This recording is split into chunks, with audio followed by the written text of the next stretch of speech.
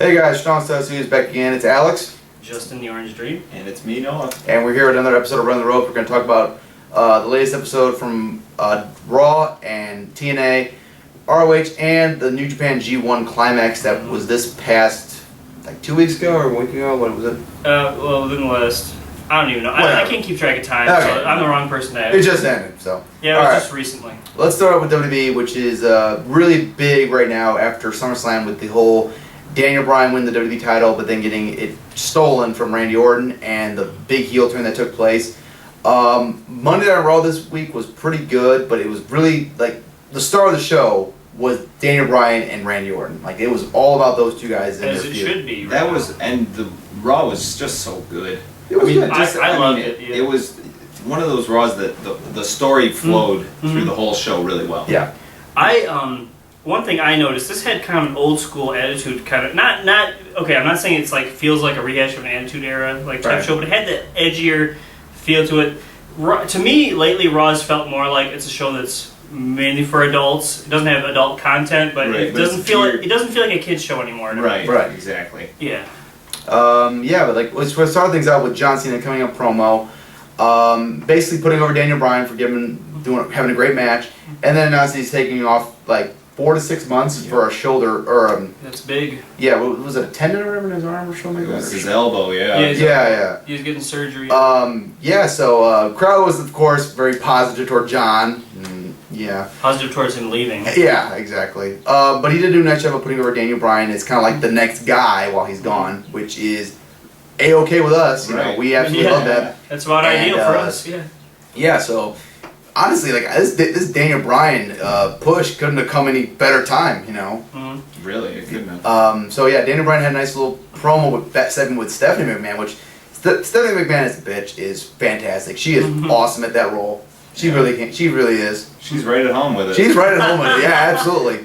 But yeah, Daniel Bryan, man, this crowd was in Daniel Bryan's hands. Like they were eating every single thing he was saying. And the great thing about Daniel Bryan that he's become better at, not only talking but like throwing in little things, like when he knocked the microphone out of her hand.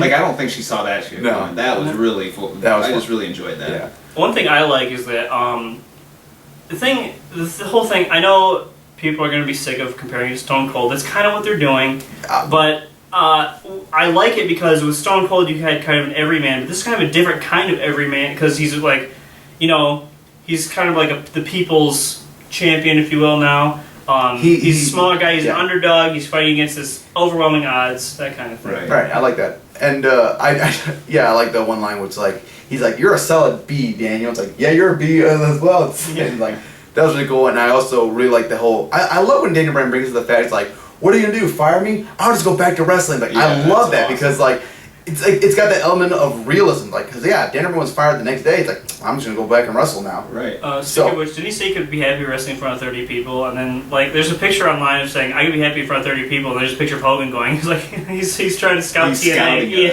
scouting us. I did not see that, but that's so funny. But yeah, it was. Daniel Bryan got thrown out of the building, which is first going to lead up to later. Stone Cold. Yeah, Stone Cold stuff right there. That's what Stone Cold did every week. Also, interesting thing was the Shield, the show, which was basically they become the McMahon family's the henchmen. Yeah. They put them in matches in a 3-on-1 handicap match with Dolph Ziggler and then with the Big Show later in the show. I'm kind of okay with the idea of the Shield working with the McMahons because. One, I felt the Shield had been kind of like not really focused for a while, and this kind of fits their role. They're enforcers almost and they've been enforcers for Paul Heyman before, so it works. And I think as long as the McMahons have they had that whole segment a while back where Vince McMahon went up the Shield and I like you guys, you got ruthless aggression. So it kind of shows that the McMahons are very high on them and everything. So it makes sense in storyline. I think. And another thing. Like you said, they were in 3-on-1 handicap matches. Yeah. Usually, I hate handicap matches. Yeah. Usually, they accomplish 0. Because if one guy beats 2, that just means those 2 guys are idiots. And if 2 guys beats 1, that means those guys just wrestle. They wrestle. Exactly. So I usually hate it, but I loved how they had the first match, then the second match, you could tell that they were more beat up. Yeah. And then after that, that explains why Daniel Bryan was able to handle them all at the end of the show. Right. Because they had been beat up slowly. I didn't even put that together, but that's really well done. Also, that match with Ziggler, Ziggler got hit with the biggest spear I've ever seen in my whole life. That was awesome. That was holy shit, man. Let's not forget the triple powerbomb on the Big Show. That is impressive. I don't think I've ever seen him take a bump like that. And especially because he doesn't take bumps. I don't think I've ever seen him take a bump.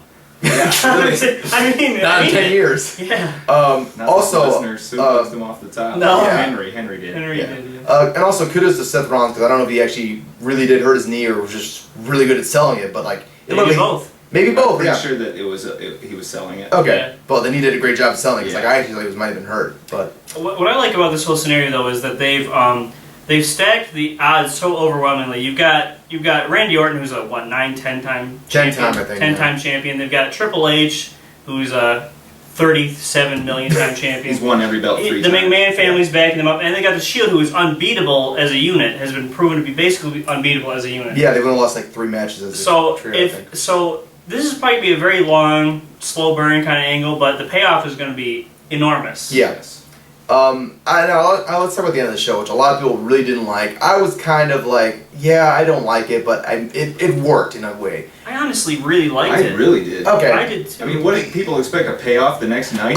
Here's what I kind of would have wanted. Like, I kind of wish that Daniel Bryan had like managed to like kind of like sneak by the Shield, like was getting in the ring and about to get Randy Orton, and then boom, RKO. And I thought that would have worked a little bit better, but I did like the visual of like Triple H begging Daniel Bryan to get in the ring and Daniel Bryan just crawling to get in that ring just to make it perfect. I thought it was perfect. That's how you do. Okay. I know. I do like it now that thinking back, but like when it first happened, like I was kind of, but like as soon as I realized, like because if you would have done it the way you mentioned, I don't think that would have gotten as much sympathy for Bryan. Right. It wouldn't have, and also this shows that like. It was more realistic the way they did it, I felt, because he's against such overwhelming odds, and it showed he's a fighter, but like it put over the fact Daniel Bryan's a fighter, has a big heart or whatever. Yeah. It also put over the fact that he's up against a machine. Right. Yeah. It's supposed to look like you have no chance. Exactly. Yeah. No chance in hell. Yeah. Right. And that's what it looked like, and I really enjoyed it. I thought it was awesome. Mm-hmm. Like I said, upon further review, I do like it, but like the first time I watched it, I'm like, nah, I don't like that. But it does work. It makes sense, and yeah, it is a slow burn. It's and plus, you don't want them to. Okay, this is gonna sound counterintuitive. You don't want them to give you what you want right away. No, it sounds like it's the opposite of what it should be. Because a good example is like when Kurt Angle went to TNA and they put him in a match with Samoa Joe 6 times and then burned that feud right out. Right. Then what? The only thing worse than getting what you want is to not get what you want. Like you're gonna want this, but you need to be patient. Because they need to build it up. I'm betting that maybe by Survivor Series we'll see a good payoff, but not really before then. We'll see some kind of thing, but I think Mania is going to be the big. Yeah, I think that we're going to see a slow. He'll take out the Shield, then he'll take out Triple H. Maybe like Shield or maybe in a different order. Okay. This is a far in the future prediction, but I think it's going to be a situation where you're going to be like, Daniel Bryan's not going to get a title shot no matter what, and he has to win the Royal Rumble to do it, and he wins, and then he goes to WrestleMania. What if he won it being number 1? He could. I would be happy with winning. Then they can say 2 people. Well, here's what I would like to do. Like, No, they mentioned it's 3. They just don't really mention Shawn Michaels. Shawn Michaels did it. Yeah. Yeah, and he who should not be named.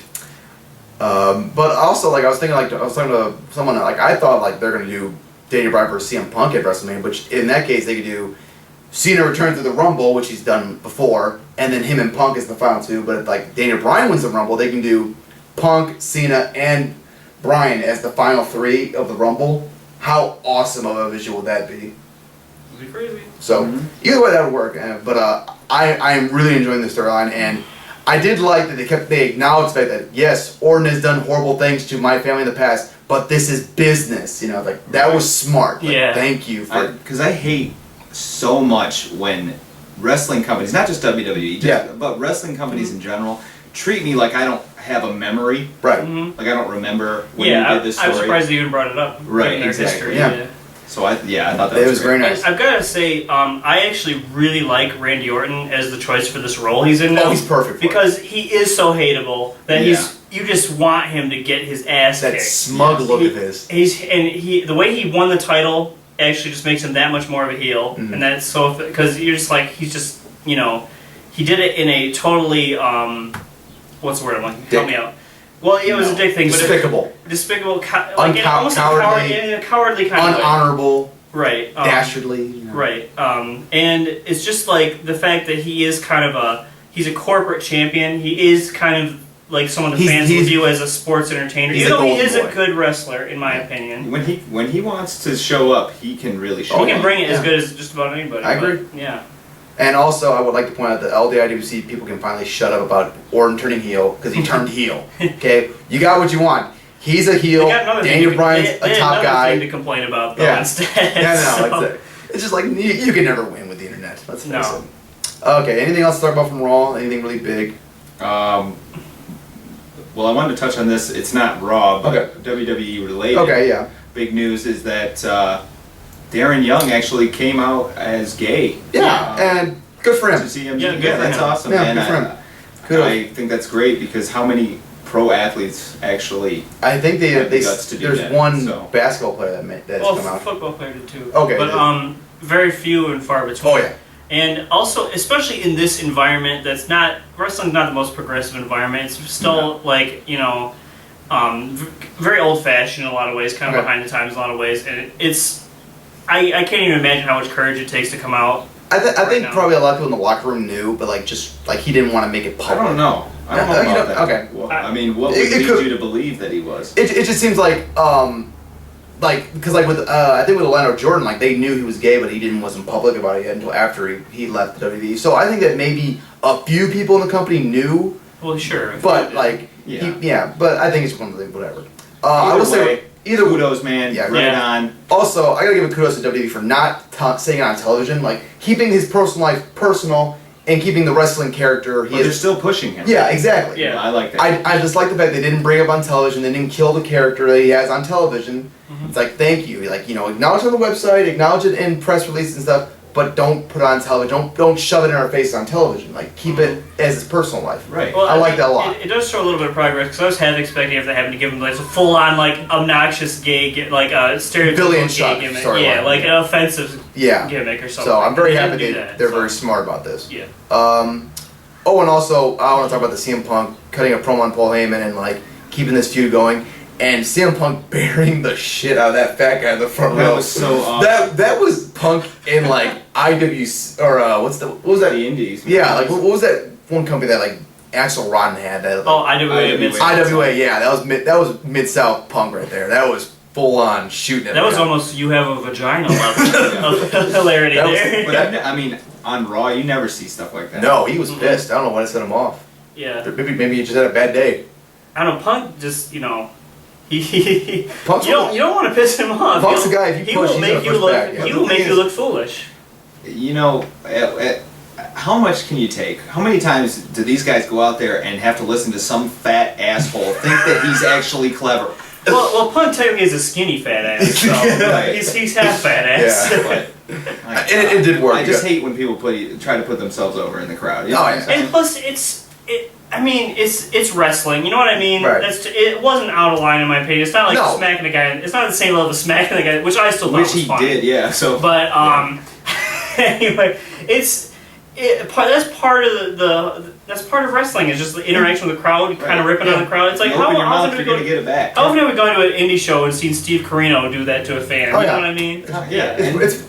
People eat that up. Yeah. And the crowd went. And if you're someone in the crowd and like a wrestler, if a wrestler were to do that to me, I would enjoy it if he was making fun of me. I almost got punched by Charlie Ross one time. I loved it. I thought it was one of the best parts of the show. I got my glasses slapped off my face one time. Yeah. Wasn't even I was just booing. Yeah. Okay. So anyway, yeah. It didn't work because like CM Punk was just so fired up that he made it work. But the promo that led and like really heated up the crowd, and then the promo, and then it all just worked really well. What do you think of the whole Curtis Axel brawl that he had though? Same thing I think. Whenever he comes onto my screen, I don't give a fuck about Curtis Axel.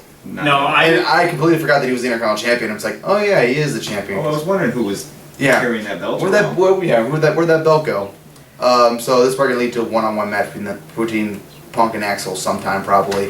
Which joy! Yeah, hopefully it's Raw. Yeah, I would. Hopefully it's the dark match before the show. Maybe someone mentioned the idea of maybe them doing Punk and Lesnar one more time, but this time in a Hell in a Cell. I feel like that's unnecessary. You're never going to beat. I feel like that match was good enough for me. Okay, Between those two. It would be nice for Punk to win. Yeah. Get a revenge a little bit. Right. Yeah. What do they do? Wait a while. Maybe what did they maybe like for Survivor Series? They do like Team Heyman versus Team Punk, maybe. You could do something like that. What I would like to see is like, at one point, Punk he's gone through all these people and he finally like he's got his hands on Heyman, and then you just boom. Boom, boom, boom, boom, like, oh shit, here's Lesnar again. Pretty much any scenario that ends with Lesnar's music and Lesnar coming out is pretty awesome. Yeah. Every time you hear it, you're like, oh shit, so it's about to go down. Yeah. Here comes the pain. Alright, anything else from Raw we're going to mention? Anything WWE related? I'm good. Okay. It was a good show. Oh, by the way, just for you, FYI, the Orton Daniel Bryan storyline is on SmackDown this week, so you know. Yeah, tune into that. Yeah, so I do like they actually are making this storyline on both shows to make people actually maybe watch. Actually both doing shows. storylines on SmackDown instead of just Raw recaps on SmackDown. Oh, yeah, Ricardo Rodriguez has a new partner, by the way. It's RVD. That seems slapped together and stupid as hell. I know why they're doing it though, because Night of Champions is in Detroit, Michigan, in our home state. But that's what I'm saying. Like that's almost worse for RVD. It's like a step down for RVD. Right. It almost feels like it's almost like slapping the face. It's gonna be him in Del Rio in Night Champions for the belt in Detroit, Michigan. The thing that was really weird about it is how like Del Rio has been coming out and saying like he's the he's what Mexicans can look up to. Yeah. And so I thought Ricardo was gonna bring out like Rey Mysterio or something like that. Either Rey or like a new guy. El Generico. Del Sol. Del Sol. Oh my God! I would have been like, oh, awesome. Oh yeah. They could have brought out Sin Cara. Oh well, they he broke his finger right. in the match, but yeah, he does a fucking dive. And I shouldn't laugh at that, but Sin Cara is just a disaster. It's time to cut him loose. Yeah. It was time about 2 years ago. It was time the first time he had a match, and like pretty much. Okay, let's switch gears over to TNA, and it's always like a bring down. It's a bring down. Yeah, you always go into a mindset like TNA. Well, that's how you can. You can't say TNA like excited. You gotta say TNA like TNA. I can say TNA excited when I'm not talking about the wrestling company. There you go. Right. That's well, TNA decided, in their infinite wisdom, to have. Their infinite wisdom. I love that. That's pretty good. To have Chris Sabin and Bully Ray in a steel cage match this past Thursday, and Sabin lost because Tito Ortiz. Everyone saw coming, and why did he win in the first place? Really, Tito Ortiz stupid. Turned heel and joined Aces and Eights. It's funny enough he had to turn heel, meaning he had to debut in the company to begin with. Yeah, we didn't talk about Tito Ortiz's debut. We have to talk. We have to. Okay, we're gonna rewind here back to August 1st. The big height of the mystery man. He's gonna show up in TNA and gonna do something crazy. A lot of people thought it was Adam Pearce. Adam Pearce was fucking with us and said, "Yeah, thought it was someone like Bob Holly." Bobby Lashley was thrown out there. Yeah, Lashley. That's what I was gonna say. So the end of the show comes with a big brawl between Aces and Eights and Main Event Mafia, and this weird ass music hits, and Tito Ortiz just strolls out. He's got his arms folded like but not like a normal person. They're like way up like this. It's really weird. And he had like this and the crowd could not give a fuck. They didn't know who they were looking at. And the best, even if you do know who you're looking at, it's like, who cares? It's really. He was big like 10 years ago. The announcer were trying to play this up as some big thing, and Ken Anderson's like, his reaction was my reaction.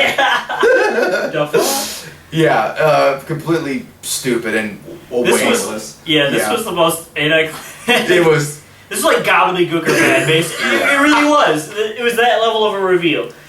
No one. The funny thing is, okay, there's a lot of fans out there who defend everything TNA. There's a lot of people who trash everything TNA does. There's a lot of people who defend everything TNA does.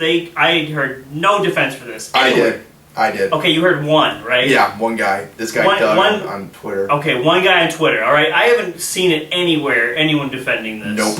It's just about unanimously considered a disaster. Oh yeah, it's huge. And the thing is, the hype videos were really well done. Yeah, they were. Right. You know, because they actually had people buzzing. But you had to kind of know in the back of your mind this was going to be disappointing. I knew it was going to fail when like TNA released the one hype video, and then like he probably like, oh, we don't know who this is, but if you keep watching, we'll release a second video. It's like God, you're so fucking stupid.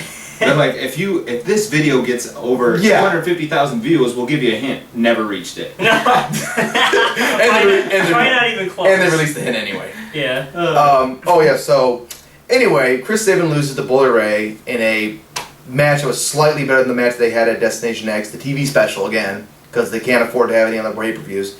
So Sabin won the belt for no fucking good reason, accomplished nothing, lost it in his first defense, didn't elevate him because he won in a cheap match with him not ruling fairly, and it accomplished nothing. Absolutely fucking nothing. If anything, it hurt more than it didn't establish him as a main eventer. I still don't know where he stands. He's in the main event Mafia, right? No, he's not. He's not? No. Yeah, he is, isn't he? No, he isn't. He's not in the main event Mafia. I thought he was. They'll probably add him there eventually. But I just want to point out, I haven't actually watched. Yeah, I stopped watching. I saw that Tito Ortiz debut was kind of. I saw it. I just went and watched it because I thought it was so hilarious. It was. Besides that, I've stopped watching. I haven't watched TNA in months. Really. I've been the Tito Ortiz. August 1st was the last show. I just.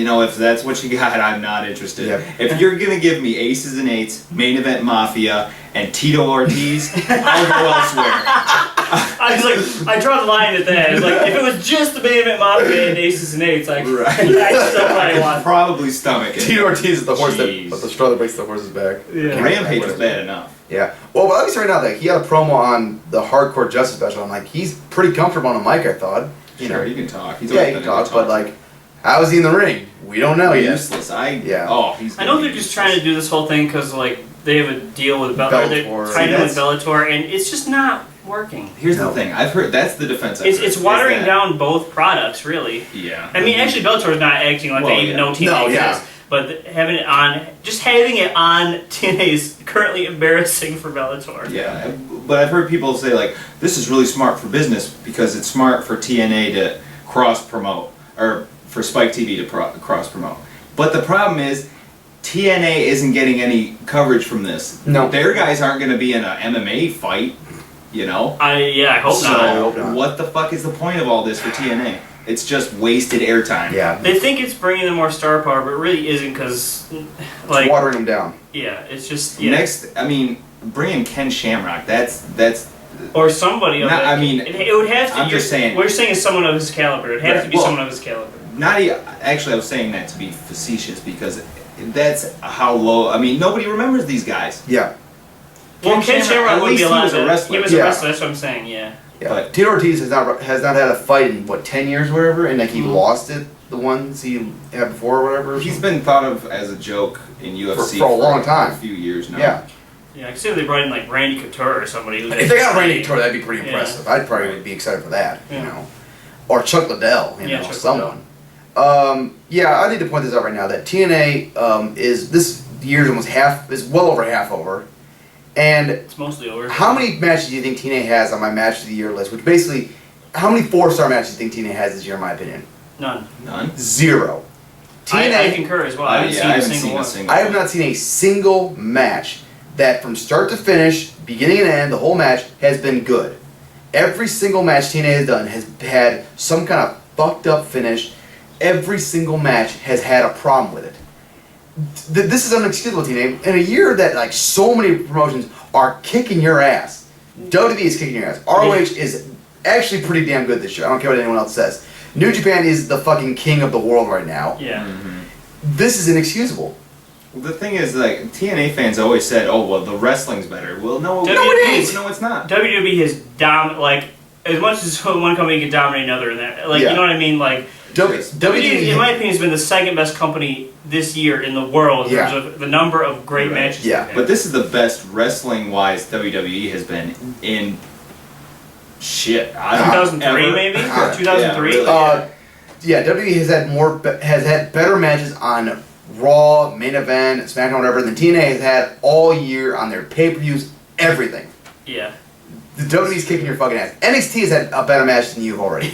Yeah. I'm just not, and that's the thing. My interest in TNA is completely gone, and it sucks. I'm just wondering what TNA has to offer me because they don't have superior wrestling and they don't have superior. They got Austin and they have rehashed storylines. Right. But so as of right now, this year will be the last year I watch TNA. I'm done. Yeah, you guys are done, but I'm gonna finish watching this year. And are we gonna watch Bound for Glory together? Probably.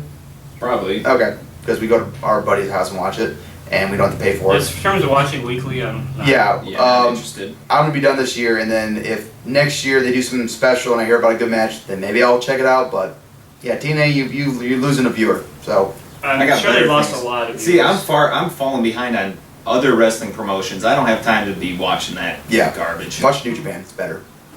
All right, well, let's switch over to ROH. Just a few things to talk about there. Mainly, their Death for Dishonor pay-per-view, well, not really pay-per-view because it's not live, is coming up soon, and the final 4 members of the ROH World Title Tournament have been decided. It's going to be Tommaso Ciampa taking on Adam Cole in the first semifinals match, and Michael Elgin versus Kevin Steen in the second semifinals match. Guaranteed 2 good matches and a good final there. That is, I can see no reason whatsoever not to buy this show just for those 3 matches right there. It's going to be a big, kind of historic, important moment when reestablishing the ROH title. Exactly. Also, what's the guy's name? Ricky Marvin. Ricky Marvin of Noah is going to be there as well. I don't know what he's going to be wrestling in yet. Maybe Roderick Strong, because like Roderick wrestles everyone. Maybe. And also, I've never seen any of his work, to be honest. He's very good. Okay. Very good. All right. Good. Check out some of his tag team matches from Noah, early Noah especially, against Kenta Fuji and such. Any matches that you'd recommend highly?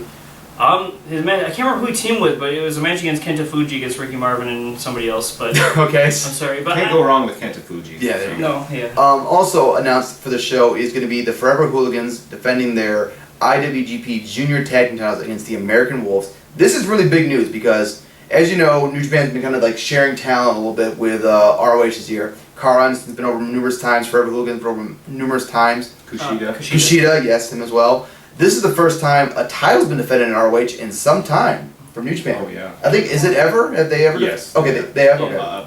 2005, Final Battle 2005. Oh, yeah. Nigel had a match against Marufuji. Wasn't that GHC though? That was GHC, I think. Oh, that was right. Noah, yeah. That's right. So they were both GHC. I don't believe they've had IWGP. I don't believe they've had IWGP. Yeah, IWGP used to work with TNA quite a bit, but never with ROH.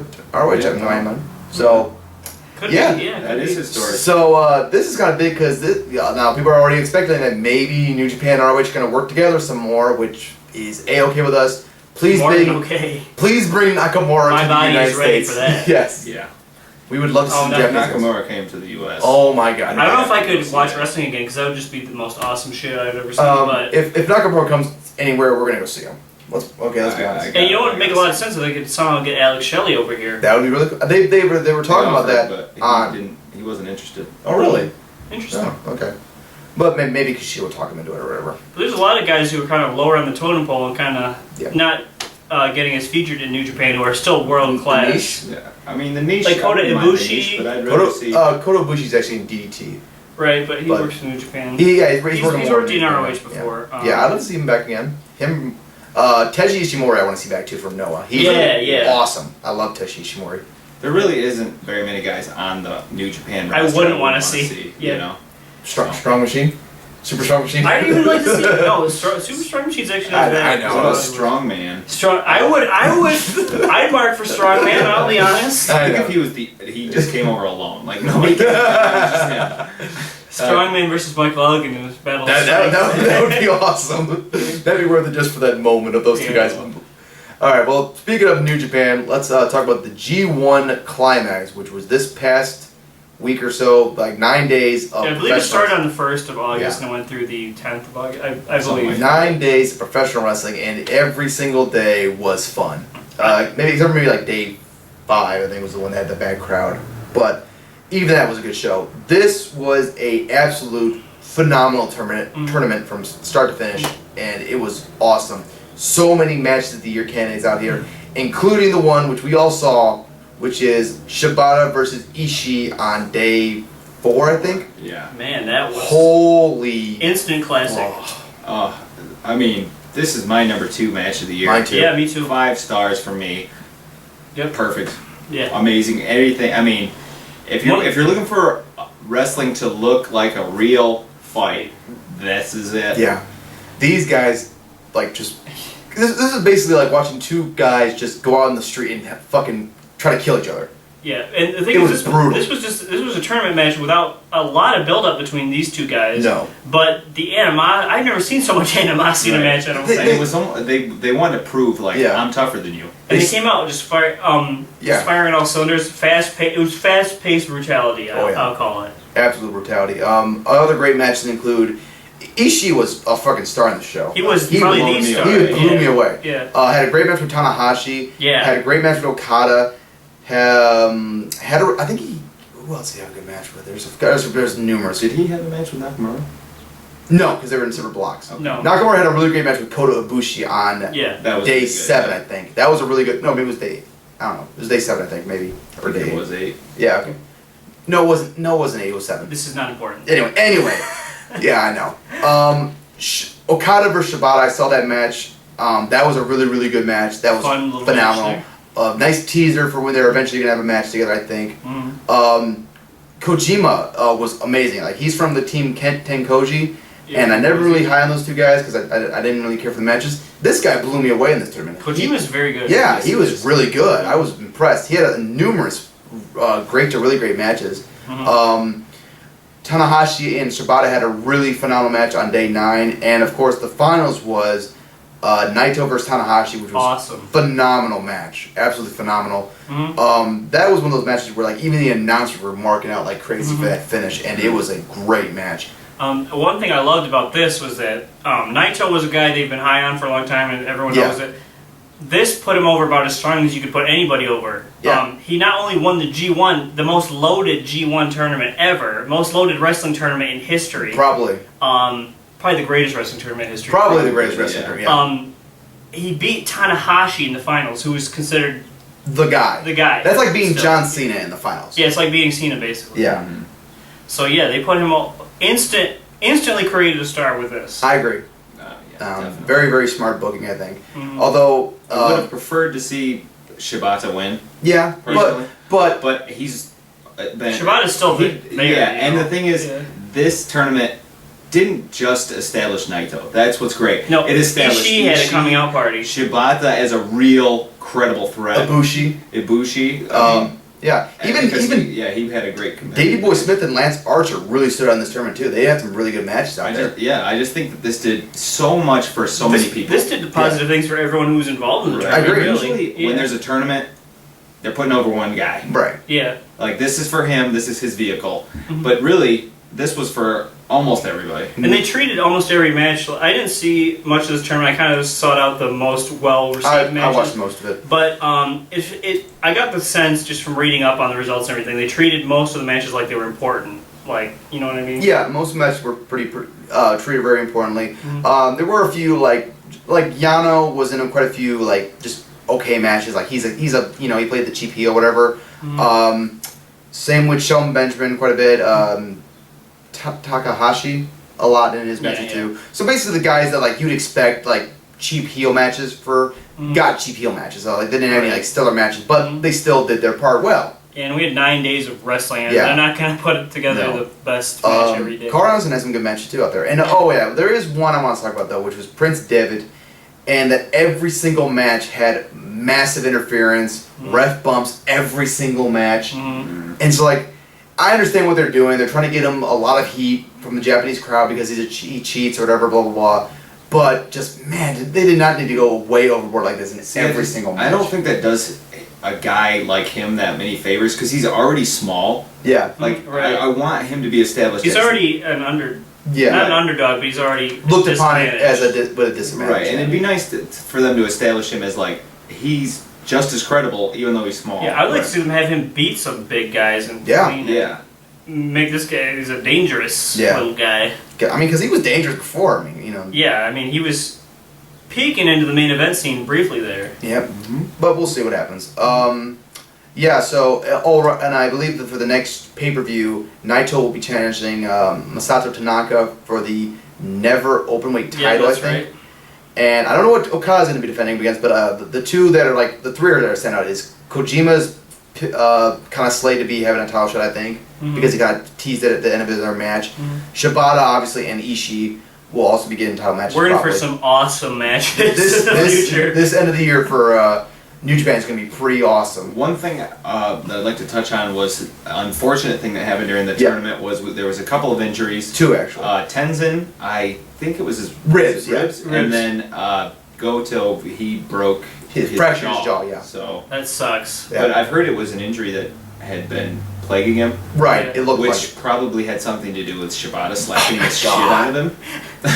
Yeah. So no kidding. I hope for a quick recovery for both those guys, but I mean, take your time. Especially for Tenzin though, because like he's the IWGP Tag Team Champion right now. Goto was in the middle of a feud. Yeah, that sucks too. But that might actually, I mean, it sucks, and obviously I love Goto. It might, if they can say like have a storyline that Shibata injured him, that might add more fuel to. If they have like a match at Wrestle Kingdom between Shibata and Goto and have a feud-ending match, that'd be awesome. He'll have time to heal, and they could use that as fuel for that match. I think no matter what, if Goto comes back angry, still about Shibata, that it'll turn that feud. That's one thing I was kind of hoping with the if Shibata won the G1 is that they could do the whole thing where he's going to challenge for the IWGP title, but Goto comes back and says, "You got to go through me first because I never got my match with you during the G1. I want my match with you now." Yeah, and I didn't forfeit. Yeah, so that'd be I thought that would have been really cool. But either way, it could work too. Because like if Shibata like the show before he challenged for the belt, he's got to go through Goto, so either way it would work. Anything last minute gonna add? I don't think so, but it's I mean, whether you're watching every show or you just seek out the matches that are really good, there's I've just been seeking out the great matches, but there is some any other year, some of these matches would be matches of the year. I had 12 matches. There were three matches in particular that I thought would be strong contenders for match of the year normally. Obviously Ishii, Shibata, Ishii and Tanahashi, and Tanahashi and Naito were all right up there. I added 12 matches to my top 100 match of the year from this show, these 9 shows alone, and numerous other matches were really close. So this is absolutely a tournament you should check out. Even if you're not a fan of Japanese wrestling, I'm sure you'll find a match here you like somewhere. Oh, definitely. Yeah, so do that, please. Is there any other promotions we need to... CHIKARA keeps teasing that they're returning, which it looks like it might be under another promotional name. I don't know. So there's that. This is taking way too long. It's going to be. Well, it wouldn't be so bad if they were giving information while this. No, you know what I mean? They're keeping it very close. I know, but that's not smart for business. I know. The thing is, like, I get that you want, like, you have very insider fans and stuff, but like, it's gonna be the hard 10 people that care about this. Like, that's not going to stack up. Okay, let me put it this way. I've watched every CHIKARA show since I started watching early 2010. Yeah. And I watched every single show since then. So I think you can count me as a pretty loyal CHIKARA fan. For that reason. Knowledgeable at least. Yeah, and I'm not even following what's going on with them. They're pretty much dead right now. Yeah. It looks to me like they're going to be starting up a different promotion because they might not be able to get the CHIKARA name due to the whole legal thing. I'm going to be glad to see them back when they come back. I can't wait for them to come back because I love the promotion. Because they're a very fun promotion to watch. It's just disappointing me that if they are starting a new promotion, the promotion that was CHIKARA ended the way it did. Yeah, it's just very disappointing to me. Left it that way. Yeah. That's part of one of the reasons why I really don't care about this because of the way it ended. Yeah, it's just hard to. I'm gonna get back into it, I'm sure, but it's gonna take some doing. It's one of those wait and see kind of things, I think. Yeah. All right, so that will wrap it up for another episode of Run the Ropes, guys. Thank you very much for joining us, and take care. Bye. See ya.